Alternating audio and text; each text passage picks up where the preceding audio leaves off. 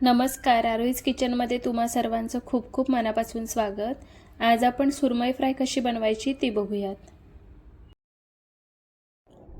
त्यासाठी अर्धी वाटी लसूण घेतलाय, 2 इंच आलं, 4 हिरव्या मिरच्या, मुठभर कोथिंबीर घेतले।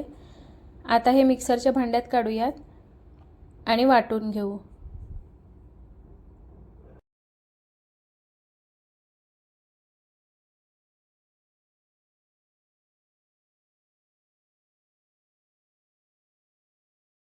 हे बघा, थोडंसं पाणी घालून मी वाटण वाटून घेतलंय। आता हे बाजूला ठेवूयात। इथं मी सुरमई घेतले, स्वच्छ करून घेतले आणि त्यातलं पाणी निथळवून घेतलंय।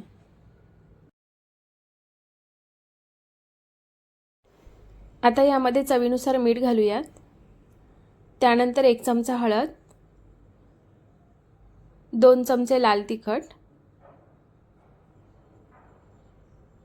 त्यानंतर 2 चमचे कोकम आगळ घेतले ते घालूया।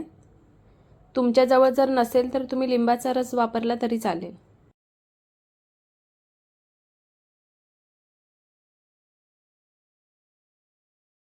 आता यामध्ये वाटून घेतलेलं जे वाटण आहे ते घालूया। या वाटणामुळे मच्छीची चव खूप छान लागते। आता हे सगळे मसाले मी दोन्ही बाजूंनी मच्छीला एकसारखे लावून घेणार आहे।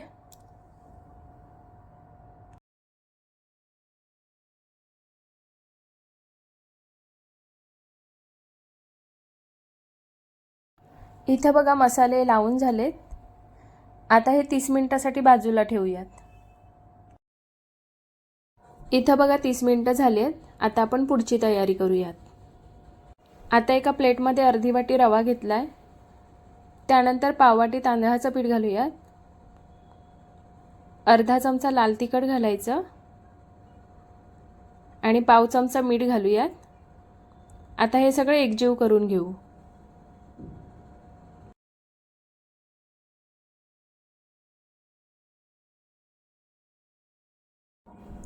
इथे बघा मी सगळे एकजीव करून घेतलंय। आता मसाला लावून घेतलेली जी सुरमई आहे त्याला रवा आणि तांदळाचं पीठ कोट करून घ्यायचं।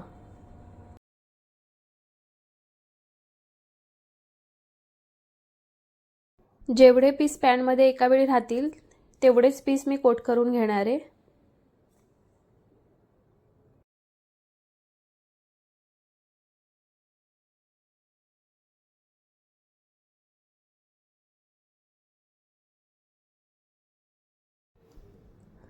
आता एका पॅन मध्ये 4 चमचे तेल मध्यम गरम करून घ्यायचं।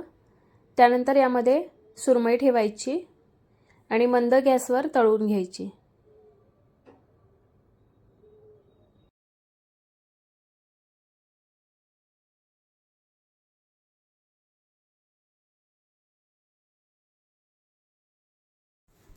तीन ते 4 मिनिटं खालच्या बाजूने आपण सुरमई तळून घेतले।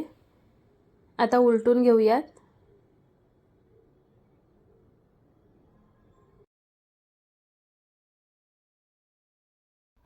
सुरमई तळत असताना गॅस अजिबात मोठा करायचा नाही, नाहीतर मच्छी करपून जाईल। मंद गॅसवरच तळून घ्यायची, म्हणजे आतपर्यंत छान शिजली जाते।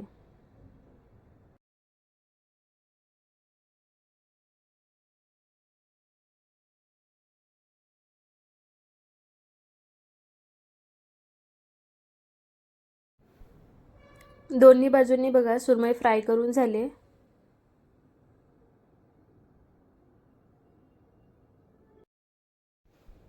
आता हे काढून घेऊ आणि बाकीच्या पण अशाच प्रकारे फ्राय करून घेऊ। तुम्हाला ही रेसिपी कशी वाटली कमेंट करून नक्की सांगा। व्हिडिओ आवडला असेल तर व्हिडिओला लाईक करा, शेअर करा आणि चॅनलला सबस्क्राइब करायला विसरू नका।